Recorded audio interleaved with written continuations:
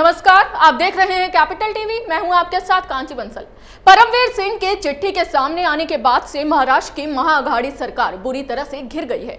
वहीं महाराष्ट्र में मुख्य विपक्षी पार्टी बीजेपी इस मुद्दे को छोड़ने के लिए बिल्कुल भी तैयार नहीं दिख रही है। ये रिपोर्ट देखिए।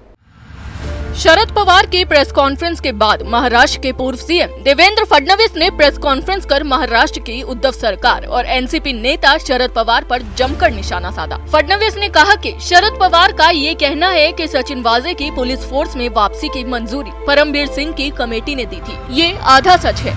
क्या सरकार को नियमों का पता नहीं था? सरकार सो रही थी। किसी सस्पेंडेड शख्स को पुलिस के शीर्ष पदों पर कैसे बिठाया जा सकता है? इस मामले में डीजीपी की जांच पूर्व कमिश्नर कैसे कर सकते हैं? दरअसल शरद पवार ने कहा था कि इस प्रकरण की जूलियो रिबेरो से इसकी जांच कराई जाए। जूलियो रिबेरो महाराष्ट्र के चर्चित और बेदाग छवि वाले पुलिस अफसर रहे हैं। फडणवीस ने कहा कि जो शरद पवार बोल रहे हैं वो आधा सच है। वाजे को परमवीर की कमेटी ने जरूर पुलिस में शामिल किया, लेकिन ये मुख्यमंत्री और गृह मंत्री के कहने पर ही हुआ है। शरद पवार ये बात कहना भूल गए। रिबेरो से जांच कराने की बात पर फडणवीस ने कहा कि सवाल ये है कि जांच परमवीर सिंह की होगी या पूरे घटना की जांच कराई जाएगी। प्रेस कॉन्फ्रेंस में फडणवीस ने कहा कि पुलिस के डीजीपी रहे सुबोध जायसवाल ने सरकार को एक रिपोर्ट दिया था कि पुलिस के ट्रांसफर और प्रमोशन में काफी पैसों की लेन देन हो रही है। ये रिपोर्ट मुख्यमंत्री तक गई थी। ये रिपोर्ट मुख्यमंत्री के बाद गृह मंत्री के पास भी गई थी और तब इस रिपोर्ट पर भी कोई कार्रवाई नहीं की गई थी।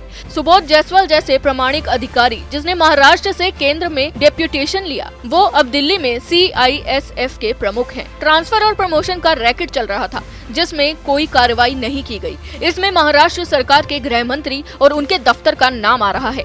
फडणवीस ने कहा कि परमवीर सिंह ने गंभीर आरोप लगाए हैं, लेकिन उद्धव ठाकरे किसी भी कीमत पर अपने सरकार बचाना चाहते हैं। वाजे को फिर से पुलिस में शामिल परमवीर सिंह की कमेटी ने किया, लेकिन जब उनको अहम जिम्मेदारी दी गई तब क्या महाराष्ट्र सरकार सो रही थी? क्या सरकार को तब नियम मालूम नहीं थे? सरकार को नियम पता थे, फिर भी वाजे को अहम पद क्यों दिया गया? ये सरकार के आशीर्वाद के बिना कैसे हो सकता है? फडणवीस ने कहा कि जब तक अनिल देशमुख गृह मंत्री के पद पर हैं, तब पूरे मामले की जांच नहीं हो पाएगी। इसलिए देशमुख का इस्तीफा जरूरी है। सवाल ये भी है कि महाराष्ट्र का गृह मंत्रालय कौन चलाता है? होम मिनिस्टर चलाते हैं या शिवसेना के मंत्री चलाते हैं? जैसे शिवसेना के मंत्री अनिल इस मामले पर जवाब दे रहे थे, उस पर ऐसा लगता है वो ही गृह मंत्रालय चलाते हैं।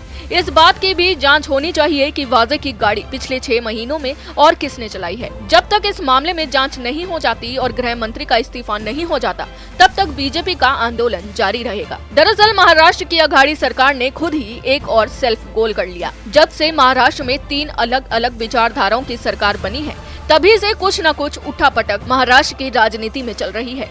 वहीं बीजेपी भी अब सरकार को बख्शने के मूड में बिल्कुल भी नजर नहीं आ रही है।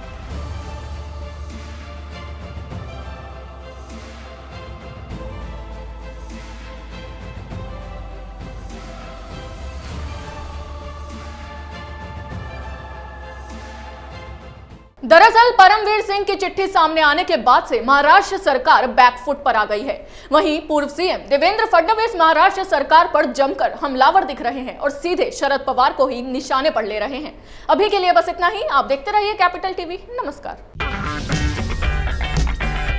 अगर आपको हमारा वीडियो पसंद आया हो तो इसे लाइक करें, हमारे चैनल को सब्सक्राइब करें और हाँ, बेल आइकन दबाना ना भूलें ताकि आप तक हमारे वीडियो की नोटिफिकेशन पहुंचती रहे। आप अपना सुझाव हमें कमेंट बॉक्स में दे सकते हैं। हमारे साथ जुड़ने के लिए शुक्रिया।